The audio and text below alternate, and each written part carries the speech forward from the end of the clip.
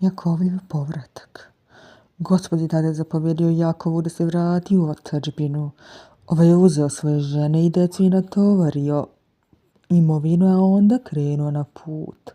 Ukoliko se Jakov više približavao svojoj otadžbini, utoliko je više strepio od susreta sa bratom. Jakov još malo putovao, onda je iznenada ugledao kako prilazi Isav sa još 400 ljudi. Jakov je brzo postrojio svoje žene, decu, sluge i sluškinje, a on sam pošao u susret Isavu. Njegovo srce je snažno udarilo od straha. Što će se sada dogoditi, mislio je on. Međutim, tek što je primijetio svoga brata, Isav mu je potrčao u susret, zagrlio ga i poljubio. Oba brata su dugo držala u zagrljaju jedan drugoga i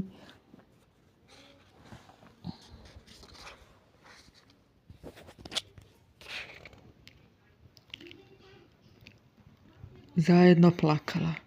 Isav je zaboravio sve uvrede i od sveg srca je oprostio svom bratu.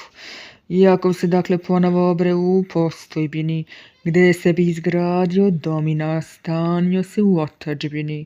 Nedaleko od njega žive Isav. Tako se ostvario Josifov čudni san. Gospod mu je poslao ono što je obećao, a Jakov nije zaboravio da mu zablagodari na tome.